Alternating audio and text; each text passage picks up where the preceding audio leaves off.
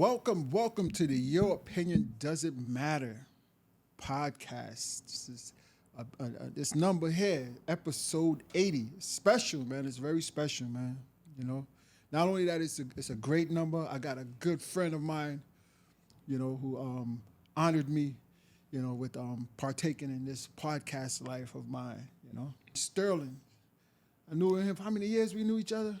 Gotta be going on 30 plus years, man. 30 plus years, man. How are you doing, man? I'm great, man. I can't complain. God has blessed me and my family. And it's a pleasure to be here talking to you right now.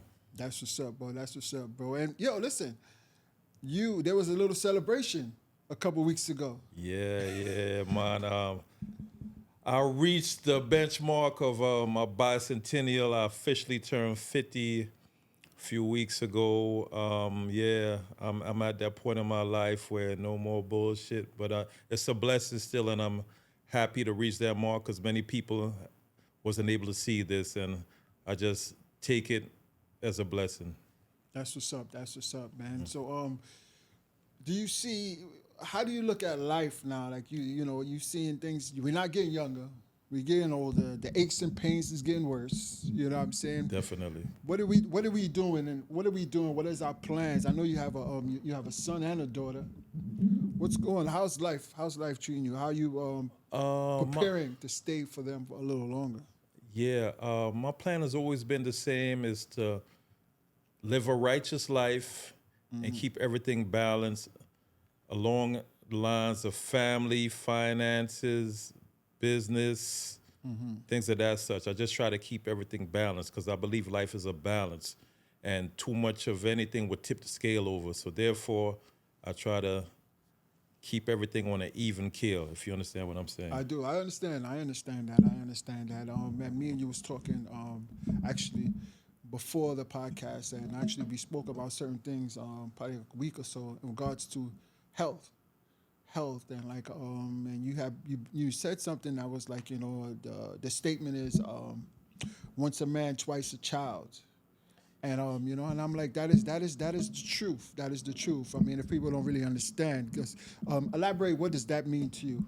Yeah, growing up, I always heard the term people talk about. My mother would say, you're once a man and twice a child, and I didn't understand it. But now that I'm seeing my parents deteriorate and go into a childlike state physically and mentally, I get it now, you understand? Because, of course, there was once a child. I wasn't there to experience that, but I'm sure it actually happened. And then it became this colossal, godlike people. My father was Zeus and my mom was Apollonia, and now they're both in a state right now where they're deteriorating so much that you can't even believe that these people were so gigantic. Man, I remember my mom, she used to be able to like, I'll go to my mom's room, I say, Mom, where's this or that? Oh, she'll be like, she'll be in another room. She'll be like, oh, it's over there under the bed. You know what I'm saying? And then for me to lose my mom, I lost my mom in 2016.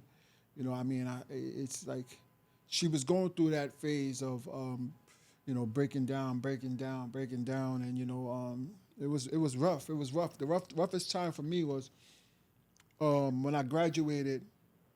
I graduated Winthrop, and we had a ceremony in, over there by by Claire Barton over there, that park over there. Yeah. And She barely fell when she got out the car. So my mom, she had multiple sclerosis. Wow, I didn't even know that, man. Yeah. So then it just started getting worse. But then it's like she got to a certain point. She was able to walk, but she needed a walker, so forth and so on. And then now I graduated to college. And when I graduated high school, I went away to college. Yeah. So 3 years of her with the walker and everything like that. And then now when I went away to college, I came home on Thanksgiving break. Mind you, I was there, but when you're a freshman, you could go in early to the school, like, you go in in August. So I was out of Brooklyn. I was in Florida, Orlando, Florida. And I went there. Now, now come back to visit.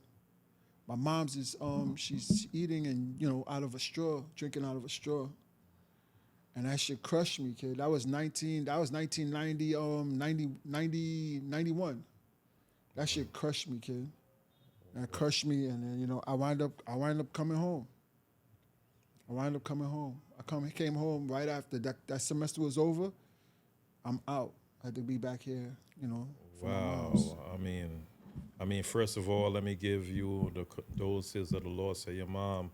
I know this is a very emotional subject for you, and I can see the emotion in you when you even speak about it, And,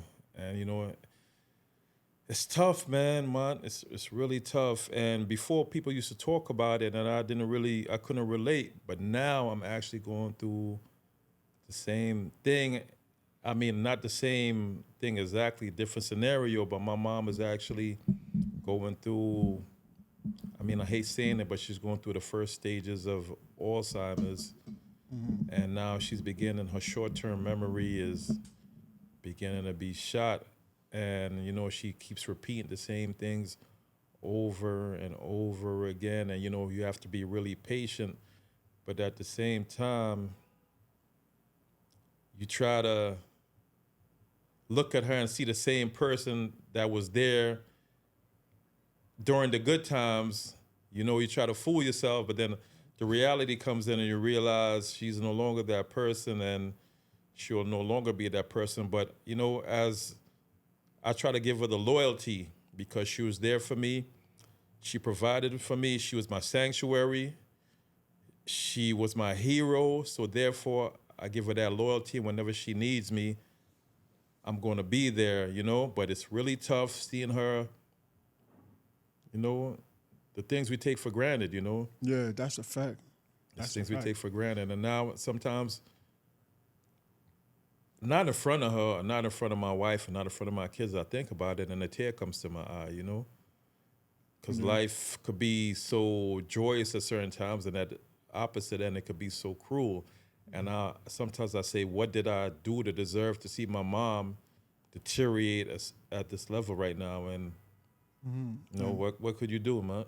Yo, man, I mean, that's the harsh reality, man. It's a sad thing, man. I'm sorry to hear about what's going on with your mom and stuff like that. And it's like, it's more or less a reality come to us now. Like as we getting older, we seeing certain things that we took for granted, but we didn't know. We didn't know. Yeah, nobody prepared us. No, yeah, we didn't know, man. When I was young, I used to be scared of going to the hospital. My uncle was in the hospital. I never went. Like, Monty, why you didn't go? I'm like, nah, I can't. Then my family understands that I got some things with hospitals, and it's just what's going on right now. Far as I just came from my homeboy my homeboy passed away. We had a barbecue for him, Nigel.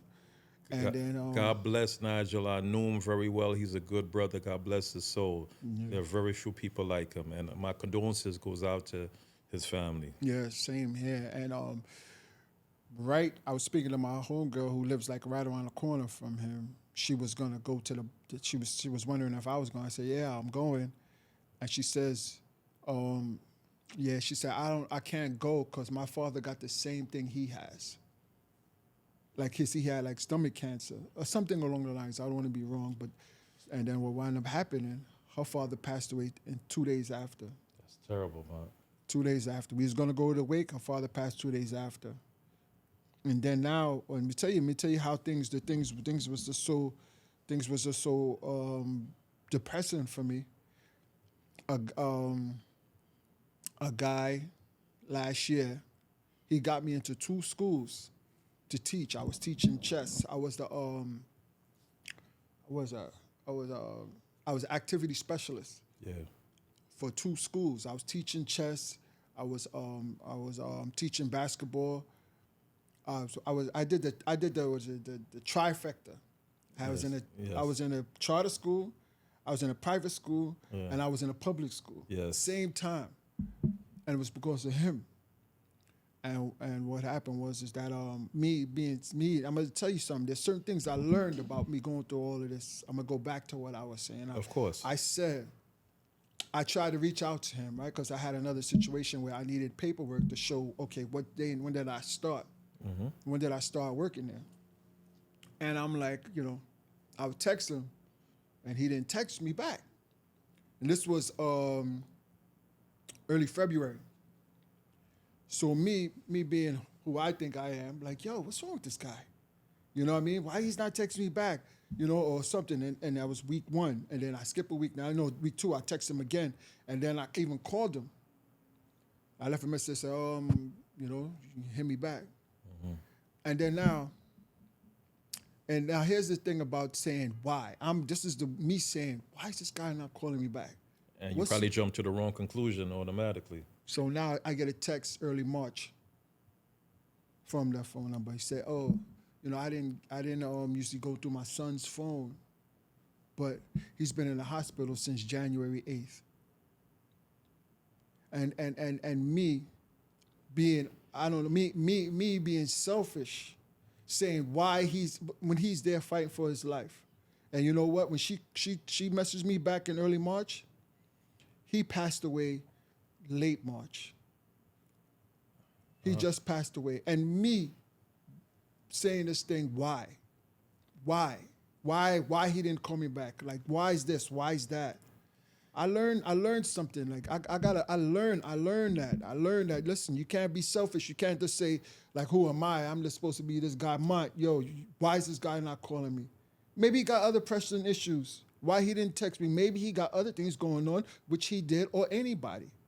You understand what I'm saying? Yeah, but man, that's why life is a learning experience. And before this happened, you never had the prior experience to think that something like that might have been going on. But now, due to this experience, you get a better understanding, you know? And like I said, nobody prepared us for this part of life. What I'm going through now, I remember my homeboy, one of my first homeboys, Eddie, he died when we was in our early 30s.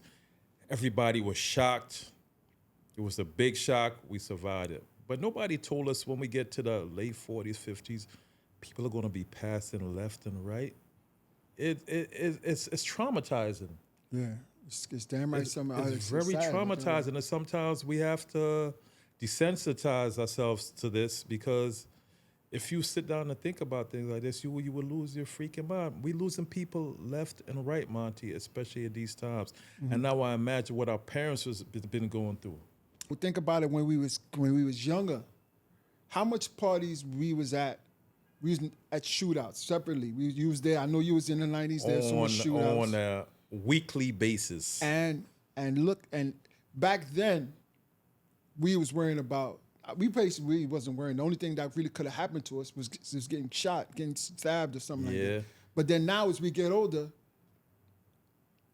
the risk factors are kind of lower in a way. It depends. Not risk factors, meaning the probability. Not if you're taking care of yourself, you're doing things right, but who knows? But it's like we still in that type of a jungle, to me, in a sense. Like, we gotta now, instead of bullets, we ducking high blood pressure. Health-wise. We ducking yes. we ducking blood clots in the legs. And like me, I had blood clots in both of my lungs. Wow, I remember you just told me that. I didn't even know that. Yeah, and the thing about it is, mine is after surgery. My fiance had the same thing in her lungs for one of them, and she didn't do no surgery. It's her standing around working. Wow. Yeah, so it's like, we still fighting the same fight, but right now we're more conscious of what's going on. Yeah, we fight the same war, different battles. You understand what I'm saying? Yeah. Now the battles is not really out there on the streets anymore. It's within yourself, basically. You understand? Yeah, watching what you eat. As far, nutrition, exercise, mental stability, mental health is big. There's a lot of people out there suffering mentally, and they come out and they look like, you think everything is good with them. They smiling and they joking and they're socially fit, but when they go home at night, they're secretly fighting a war that we don't know about, and they're crying themselves to sleep, hoping that life gives them a break or they're ready to give up. Definitely. And you never know when you look at the average person and he looks like $1 million, you might even envy them, but you never know what kind of demons they're fighting Never know. inside. Never know, bro. Never know. And the happiest guy in the world could be the most broken spirit in the world. Never know. When he's by himself. And I noticed that a lot of people that go through mental health issues, social butterflies, they're the life of the party, the guy that everybody loves. Mm-hmm. And they say, oh, this is the greatest guy in the world. And he portrays that out in the open because that's his defense mechanism to keep you from knowing what's really going on.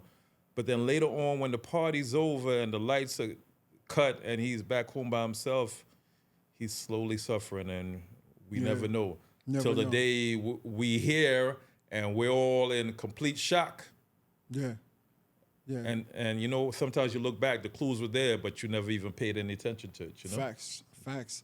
Hey, you know what? Here another thing that happened. I went to the park the other day, like last year. I went to the park with my daughter, and my daughter's 5, and there was this kid that was like probably like a good 11, but he was like a brolic-looking kid, and he was extra, but then he wanted to play with my daughter. There was only 2 in the park.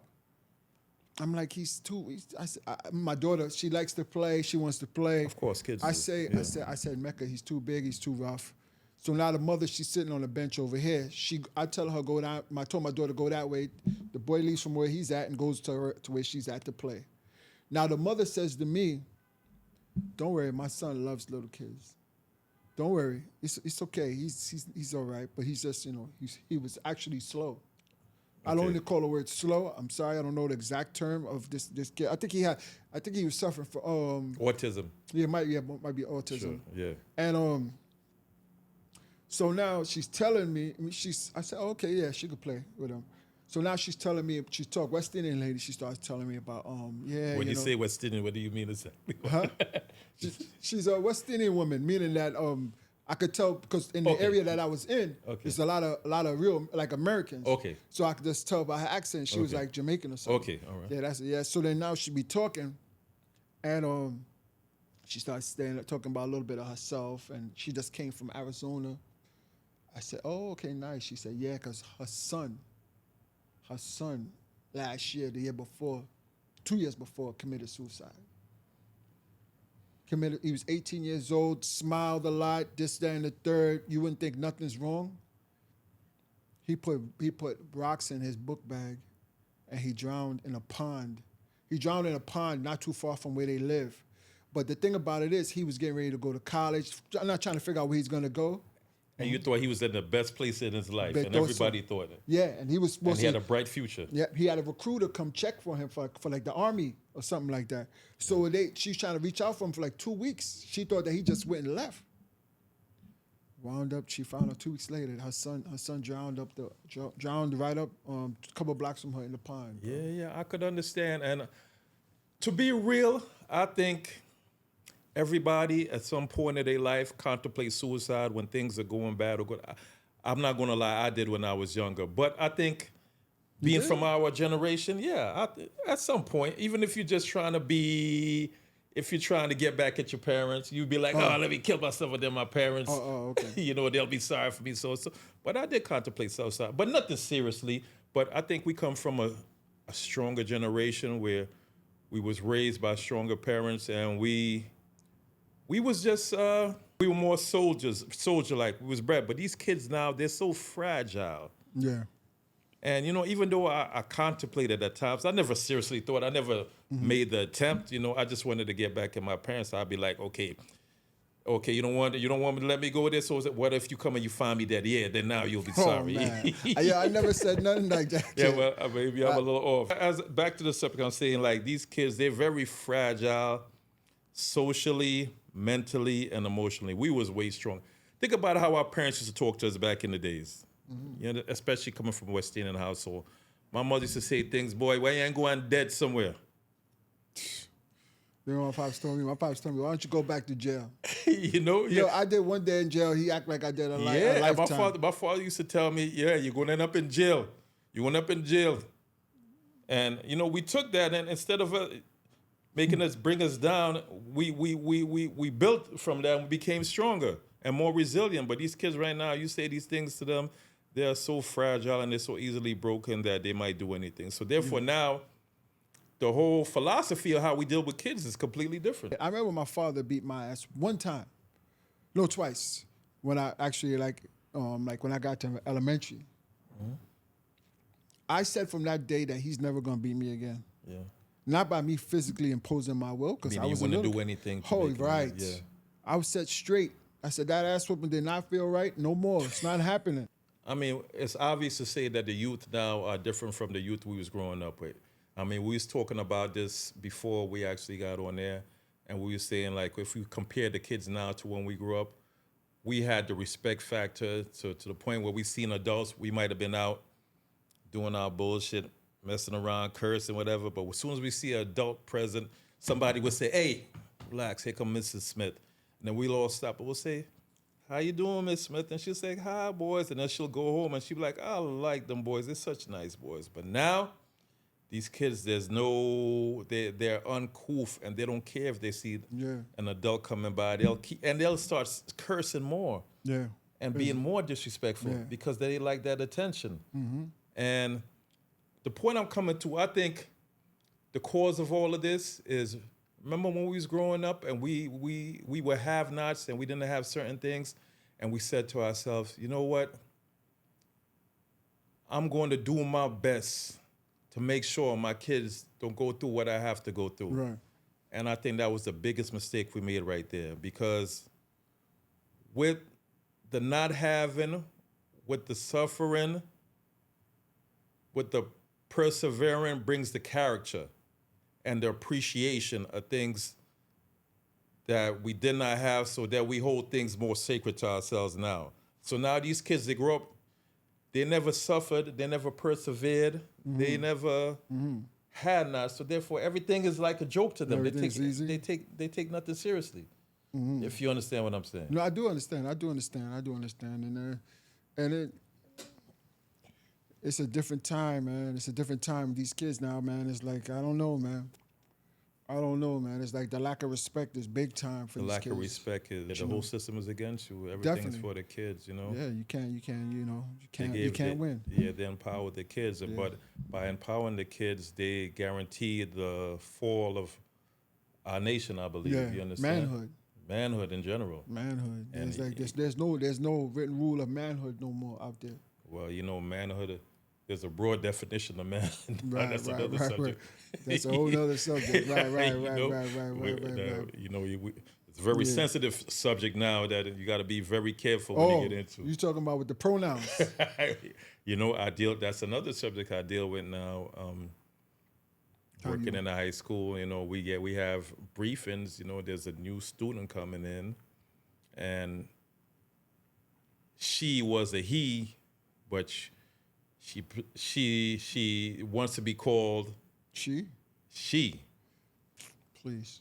And we have to remember all these things, and it could be difficult at times. And if I just call you by your name, I ain't calling you by no she. Yeah, but if you know, sometimes you make a mistake, and if I don't know, he or she gets upset and makes a complaint, you could be reprimanded, and it's a very slippery slope. You got to follow those rules. Okay. Yeah, it's a different world. The world has transitioned. It's not the world we lived in before. Yeah. Let's get into sports, man. I knew that was coming. Let's get into sports. You see, I'm repping the New York Knicks over here. Our guys is doing work. Yeah. Our guys is doing work, man. What's your thoughts on the Knicks, man? The Knicks. I'm actually a fan now. I never thought I would have said that before because we came up in the late 80s and 90s, the Michael Jordan and Patrick Ewing era, and I was a Knick hater for years because MJ was my man, and to this day, I believe he's the GOAT of basketball, and that, my opinion, could not be swayed by anybody. Right. Including LeBron fans, but to go on, right. Okay, so I really wanted to go there because I see you, man. You are the anti-LeBron guy, man. You are like the real anti-guy. I wouldn't say anti-LeBron. I would just say pro-Jordan. That's my description of it. I'll tell you why. I think most LeBron fans are from the demographics of maybe 30 years and younger, and I don't think a lot of them experience seeing Mike play. Right. Now, LeBron is a unique specimen, and he is unbelievable. He has cat-like speed. He jumps out the gym.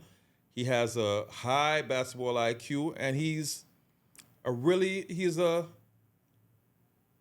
once-in-a-lifetime player. I understand that. He is great. But you cannot compare LeBron to Mike because unless you've seen Mike play, LeBron is good. Mike was unbelievable. Right. Mike was breathtaking. You've seen Mike do things with the ball that you didn't even think was believable. You understand what I'm saying? Mm-hmm. Air Jordan, he transformed the game, made it go global. When, Magic Johnson and Larry Bird was holding it down for a while, but then Mike came, he took it to another level. Now, my whole thing was LeBron is he's good, he's great, but he likes playing with too many superstars. He jumps ships too much. And he lost how many final appearances, I believe? You know the exact stats. you know. I believe 10 final experiences. He lost 10 times in the No, final. he was in the finals 10 times, won 4 times, lost 6 times.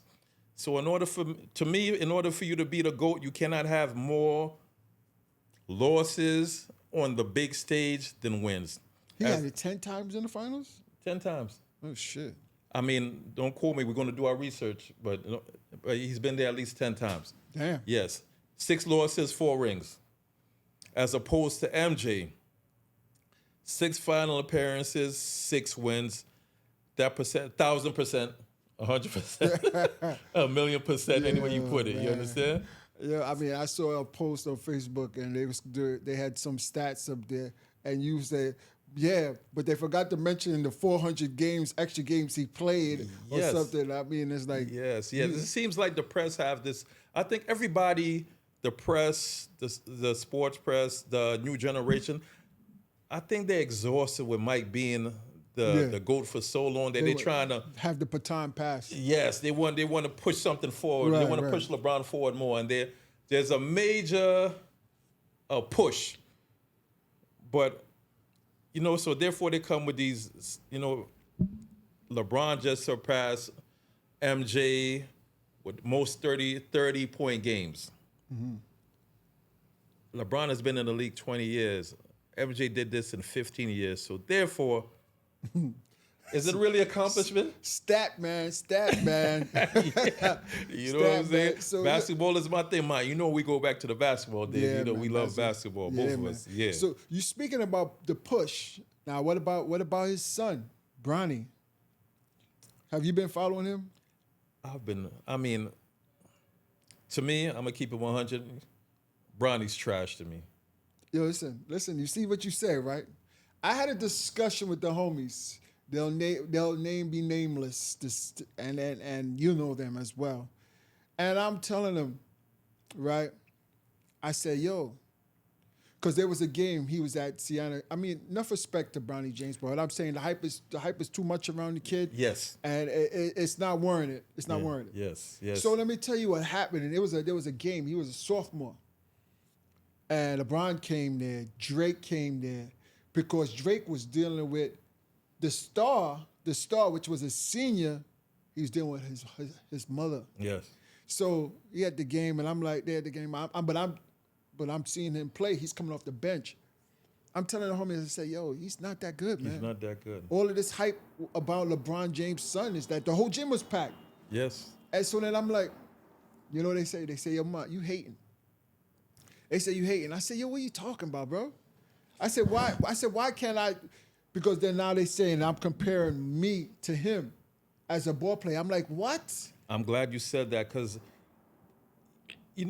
this term hating has been blown. Yeah.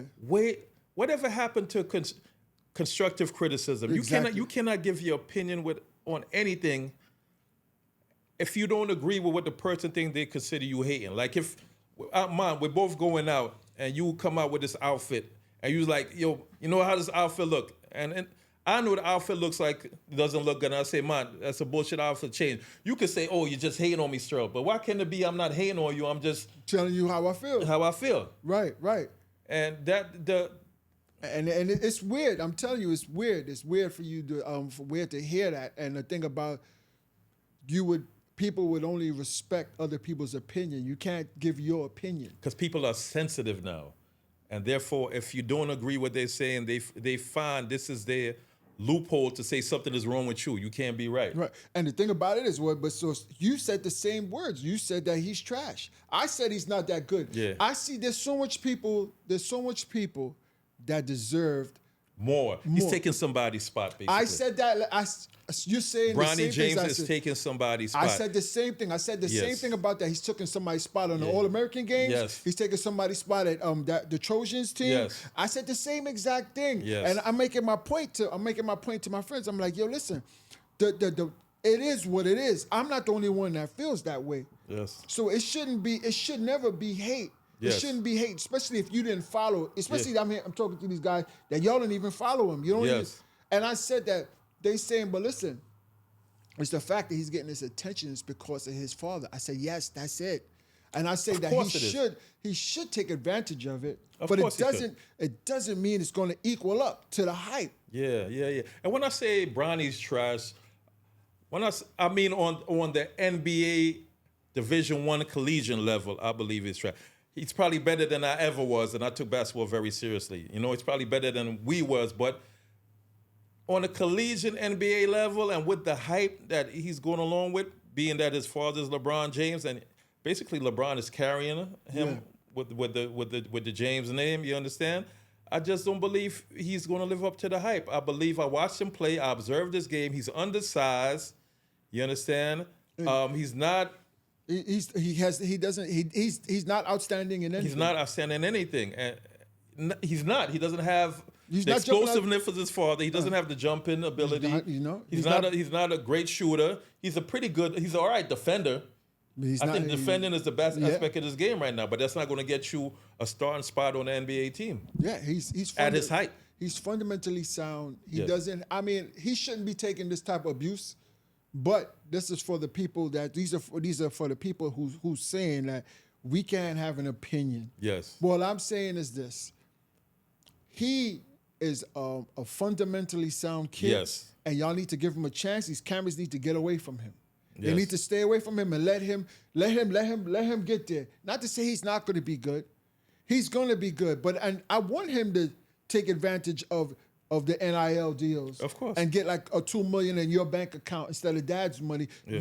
Use that to your advantage. Yeah. But at the end of the day, listen, you put lipstick on a pig, it's still a pig. Yes. And you know who we have to blame for all this? It's actually LeBron James. Now, I know it sounds like a smear campaign because I don't like, but LeBron James actually came out a few months ago and he said Bronny could start on the Lakers right now. And by him doing that, he put a unfathomable amount of pressure on his son. Target, big time target. Made him a big time target. And when when LeBron noticed that Bronny wasn't making it on the mock drafts and all this pressure was on him, then he's like, listen, you need to leave my kid alone and let him be a college kid. LeBron, this is all your fault. Yeah. You shouldn't have been going to all them games like that. You shouldn't have. You go to support your son, but you don't make the hype around him like this. Yes. The hype is even though it's your son, you can't control it. They're gonna be hype around him regardless, even if you showed up to the game. Yes. But I'm just saying, it's exhausting. It's exhausting. It's very. You should have spoke out about it years ago. Yes. You should have spoke about it years ago, and now, just like Jordan's son. Yes, Jeffrey. That's like you even know his name, Jeffrey Jordan. I'm a Jordan fanatic. Yeah, man. Yeah. It's like the hype was around him too. Not as much as LeBron's. Yeah, because social media. The social media. And Jordan wasn't playing at that time. Yeah. So it's like it's a big difference. But yeah, he is really going through it. And I don't know, it's going to psychologically mess him up. Yes, and now we're talking about mental health. It has to be affecting them mentally. Yeah. Knowing that your father is a big star and you got big shoes to fill and you're trying and it's not working right now. It has to be taking its toll on them mentally. Yeah, listen, it's what's that say? Big shoes to fill, man. It's like it's rough just being who you are, but then actually having Yes. you're the shadow of somebody else. Yes. I'll give you an example. On a West Indian level, my father was an outstanding domino player and from Grenada, Carriacou. One of the best. He was vicious. I'm not going to say world renowned, but Right. very well known by the Carriacou community. Big up to my country, Carriacou, where my parents are from. And his name was the Sheik. People feared him. He took the game seriously. So when it was time, he tried to teach me to play this game. I wanted it. I didn't want anything to do with it. Yeah, the pressure from him trying even to teach me. And you know, West Indian man, he was very harsh. And he would scream at me and he would yell at me, you need to do this and you're not good enough. And through all of that, I'm like, you know what? I'm done. I don't want anything to do with this. And I chose a different path. I'm done. I hear you, man. I hear you, man. Yeah. It's that's the pressure of having Yes, parents. it's It's kind of tough. I didn't really have a pressure. it's really suffocating like that. pressure. Yeah, I didn't really have a pressure like that. I had my father. He wanted me to learn chess. He was playing chess, and I learned it, and I wound up being better than him. It's funny you say that because I'm very interested. I never learned a game of chess. My brothers, they both are very good at it. I think all three. I might be the only one that don't know how to play chess, but this is on my bucket list now. I need to learn to play chess, and I need to be very good at it. Right. Before we go any further, I'd just like to give you your flowers right now. Man, I knew you for a long time. You're an outstanding person, outstanding citizen, and you're a trendsetter of sort. Because I remember you told me about a few years ago, you said, Sterl, you know what? I don't drink anymore. And I'm like, what do you mean? He's like, Sterl, I stopped drinking. And I'm like, man, come on, who you playing with? I knew Mont for years. And, you know, Mont, in more or less words, was known as a drinker. You know, we hung out plenty of times. You know, we would pregame. You know what I'm saying?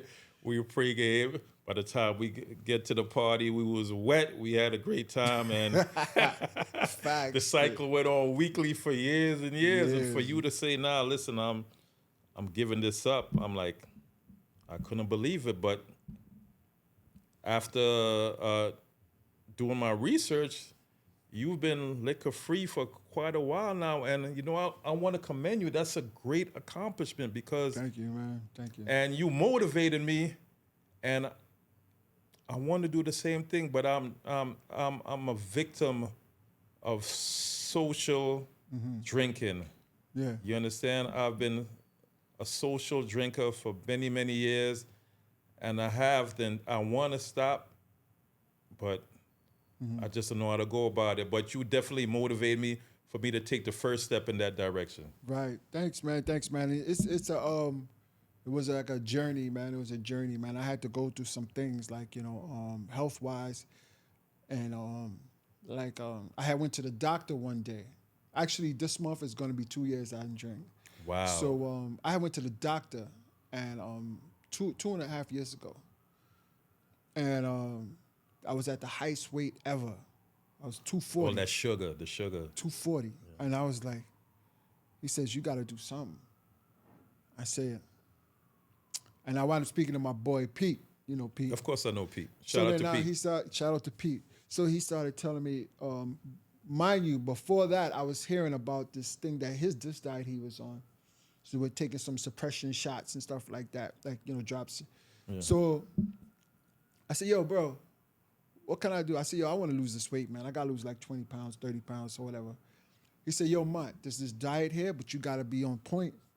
You got to weigh your food. You got to do this. You got to do that. And I said, yo, I'm on it. But I said, yo, but can I drink? Can I drink while I'm on it? Can I drink? Just a little bit. He said, clear liquor, but Mont, you shouldn't drink, though. You shouldn't drink. And I think the process was 6 or 8 weeks. Yeah. I said, okay. He said, but if you're going to do it, but you shouldn't. So I got 2 weeks in, and I said, you know what? 3 weeks in, I'm following the thing. I see in progress. I'm losing weight. I said, because I stopped. I said I'm not drinking for 2 weeks. I said I'm going to start drinking again.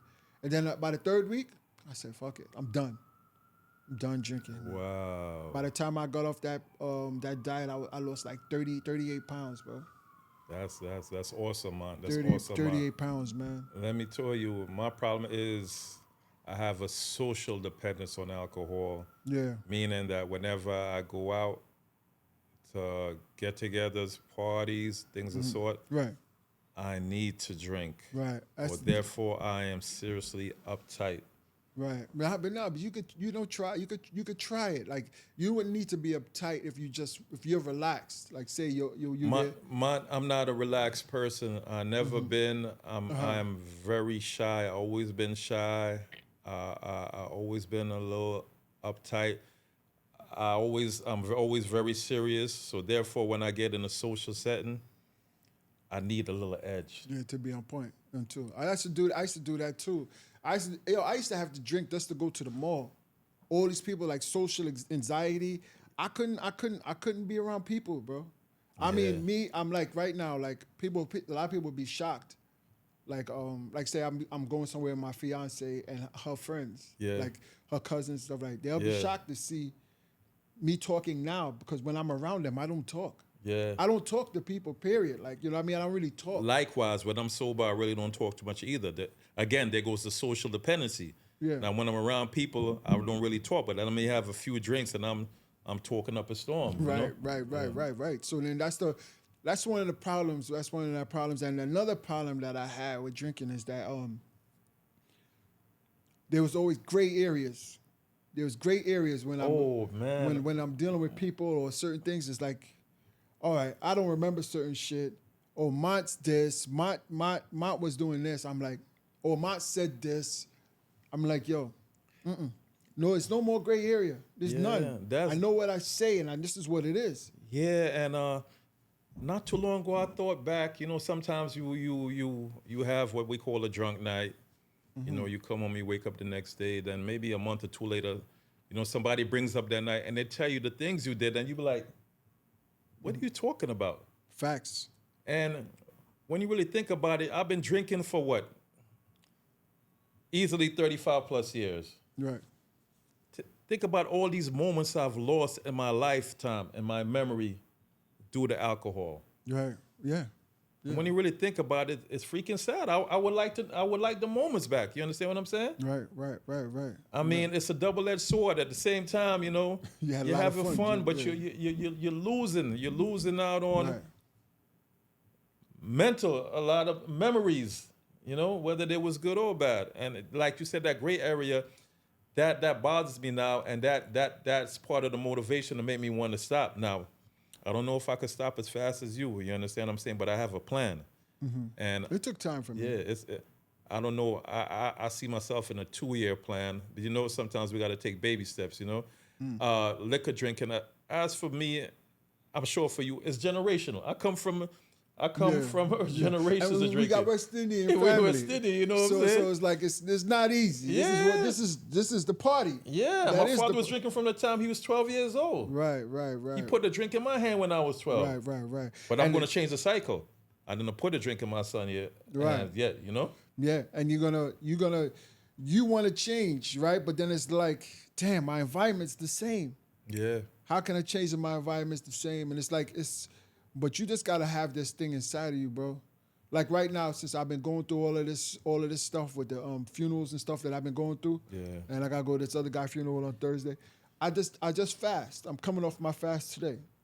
That's 7-day fast. That's awesome. Water, fruits, and vegetables. That's awesome. 7 days. That's awesome. You know what I mean? Cleaning, you start somewhere, but I think that you don't need a 2-year plan, bro. You don't need a 2-year plan, bro. You could start. You know how you could start? To me, when you got the urge, drink wine.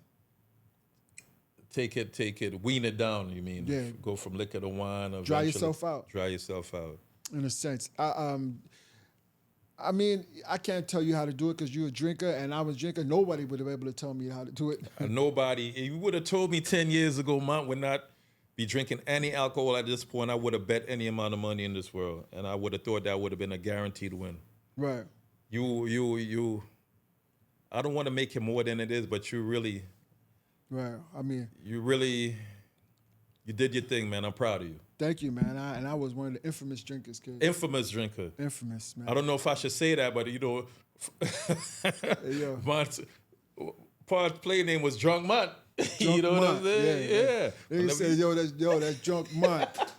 I'm like, damn. it's Drunk Mont. Damn, my You name know was what I'm getting saying? tarnished out here in Somebody these talk streets. about who you mind you talk about? Yo, Drunk Mont. Oh, yeah, all right. My name was getting tarnished out there, boy. All that that time it got me to get where I was going. Yeah. You know. Yeah. But yeah, man, I'm in a You're in a better place. I'm in a better place, man, and it started getting bad because when you start to drink, you had a purpose. When I started drinking, my purpose was get drunk, go to parties, get on girls. Of course, I think that was That's everybody's plan. Yes, get on girls. Yeah. But then now, what I found myself doing, since I'm in a relationship, pardon me, I know where you're going. I don't need to go out and get no girls. I have one. Yeah.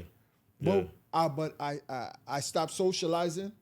But then I had my office I used to go to, and I used to go get my supplies to go in my office. My supplies was a pint of vodka and 4 nips, and I'm sitting in my car. My office is my car. I used to sit outside in the car and be like, yo, I'm gonna go to my office, and instead of me getting smashed when I'm inside them, you know.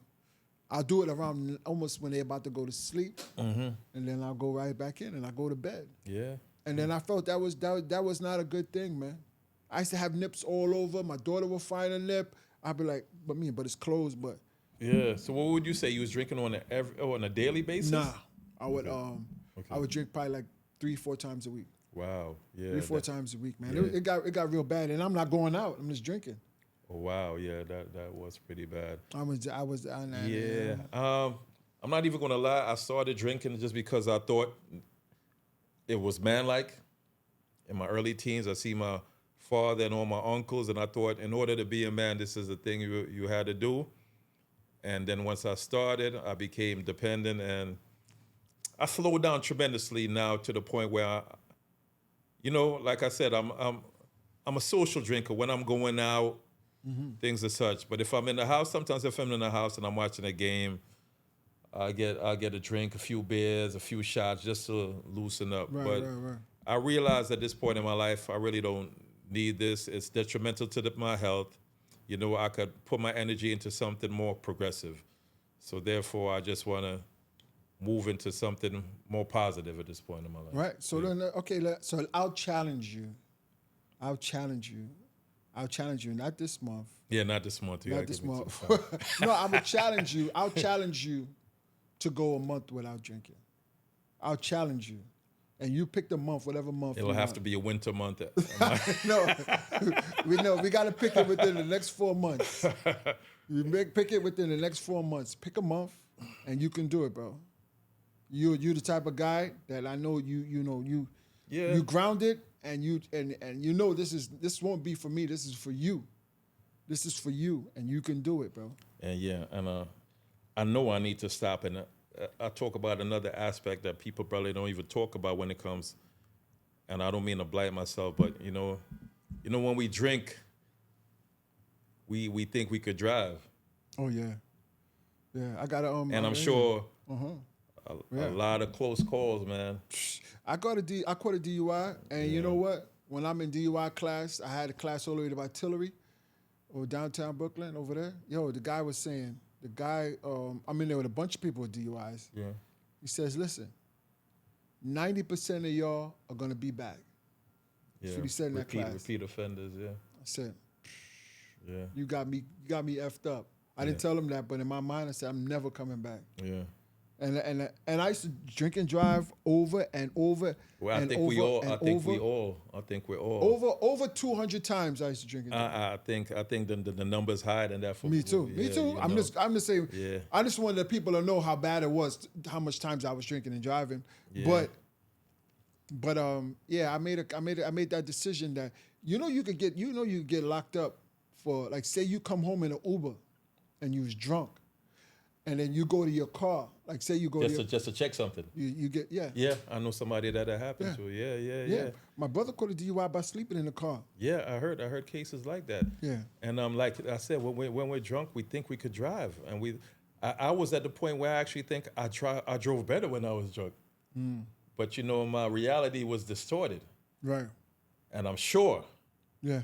that I was driving way worse. But was a way for making me feel like continue driving drunk, Right. fool myself. But I realize it's a problem. Right. But it's in your own time. You're gonna find. I tell you, the only reason I got out of it is because I was trying to lose weight. I said, listen, it's the perfect time. I used to like, I don't want to say I wish. I used to be like, yo, I want the doctor to tell me something like, yo, you gotta stop drinking, to force me. But I think it's probably best for you to surrender. Then they make you surrender because of health reasons. Of course. When you think about it, that's absolutely true. I don't want the doctor to tell me, you need to stop drinking now or you're gonna. Yeah. I have a friend of mine who's been drinking for years. I didn't know how severe it was. I'm not going to bring up his name. It's not important. But he was drinking for years. We knew he drank. So recently he got into an accident, and he woke up in a hospital. And then when he woke up in a hospital, he's like, what happened? They was like, he was in a major car accident. And he was like, the doctor said, you drink, don't you? He's like, yeah. He's like, did you just try to stop? He tried to stop cold turkey. It didn't agree with his body. He had a seizure. The doctor says, I said, how long you been drinking? He said, I ain't gonna lie, I've been drinking at least a fifth every day. Damn. For the last 20 plus years. Every day? Yeah, so Sheesh. When he tried to go cold turkey, ooh. It sent a shock to his body. It gave him a seizure. And the doctor actually told him, you cannot stop drinking cold turkey. You have to wean yourself up slowly because your body is so dependent on you drinking for all these years. Wow, man. And from that, I like to say, I learned lessons from other people's mistakes. And that just gave me a reality check. That hit me. Right. You need to stop. I'm saying, and I'm not judging him, I'm not that bad. I'm not judging him. He probably had his own reasons why he did that. But that's given me motivation to want to stop. So much that your body is dependent on it. And if you try to stop, you get seizures. He never had seizures prior to that. Damn. It's like, yo, man, it's just like people that depend, like... heroin addicts. Yeah, or sex addicts. Yeah. They're going to go into shock. Yeah. And, sometimes we tend not to think, but alcohol is a drug. It's a hell of a drug, man. It's a hell of a drug. It's a drug that... when we think of drug, we think about crack, cocaine, heroin, but alcohol anything is a drug. Sugar is a drug. Yeah, Salt is a drug. Too much of it is... too much of anything is bad for you, man. Yeah, man. And and that's the truth, man. And I'm gonna be with you as as your my journey. sponsor. You can be my sponsor. Check up on me. I'll be a sponsor. Mont the sponsor, right? And the people gonna be like, what? What? Of all people? How he gonna sponsor what? Facts. They gonna be like, yo, what is this guy? Yeah. But people, you know what? Doing that, we might motivate more people who want to do the same thing. Yeah. You understand? And follow us. Like I said, you never know who you inspire, who you motivated. And I thought when I called you a little while ago, and I was like, your mom, what up, blah, blah. And I always ask. You always ask him if I'm still. I said, you still have it? He's like, nah, man. I was like, wow. Yeah. You saw me like a lot of times. Said, yo, mom, you still good? Yeah, or we speak on the phone, you like, yo. Because it's hard to believe. I'm sorry to say it. Keeping it 100 though, it's hard to believe. Of course. It's not easy. Yeah, it's not easy. It's not easy, man. If you did it, you can do it. I could do it. You can do it because, hey, listen, because we got in it for the certain reasons. Yeah. To be social. Yes. Now we could come out of it. Yes. Because we want to. And we're socially set. We have our family now. We got our family, man. You understand? We have our family now. I ain't chasing trim like I used to. Yeah. Likewise. You know what I'm saying? And we're not trying to impress anybody or we don't need to be the life of the party anymore. We don't. We can lay back. Joke cool. Yeah. Joke cool. We have confidence within ourselves as adults now. Yeah, man. We don't need all that shit. We're grown. Definitely. In closing, we usually give we say our parting words. My parting words is that in certain times in life, a change is inevitable. Of course. Either you're gonna make it on your own, or you're gonna be forced to make it. Yes. But the transition to our adulthood, we need to see signs and we need to take heed to certain things and we need to pay attention. Yes. Pay attention and move, feel the breeze and you move with it before the storm come and sweep you off the floor and push you to where you was heading anyway. That's right. That's right. Life is about progressing, and as you get older, it's essential that you progress in life. Like a wise man always said, if you're doing the same thing now that you was doing 20 years ago, you haven't grown a bit. Right. And I've seen tremendous growth within you. Mm-hmm. You too, my bro. Likewise, and I think we both grown on a positive level. And, I think in our future, the sky's the limit as long as we keep going in the right direction and taking accountability for what we do. And we learn from our mistakes, and we're teaching our youth that's going up, the right way to live life. So again, I like to give you flowers, Mont. Right now, Mont, I love everything you're going. I love the direction in life you're going. I love that you become your own man. You made major decisions to change your life for the better. And, you are a motivation to me and to people around me. My brother Rick, he really looks up to you too. And I just hope you keep doing what you're doing and keep motivating me and people around you. Thank you so much for inviting me to your platform. It was an honor to be here to sit and speak with you and chop it up, and I hope in the future you invite me and we'll have more talks. Of course. I appreciate you, man. I want you to be a frequent flyer. All right, brother. Always love. Love. This is the Your Opinion Doesn't Matter podcast. And your opinion don't matter.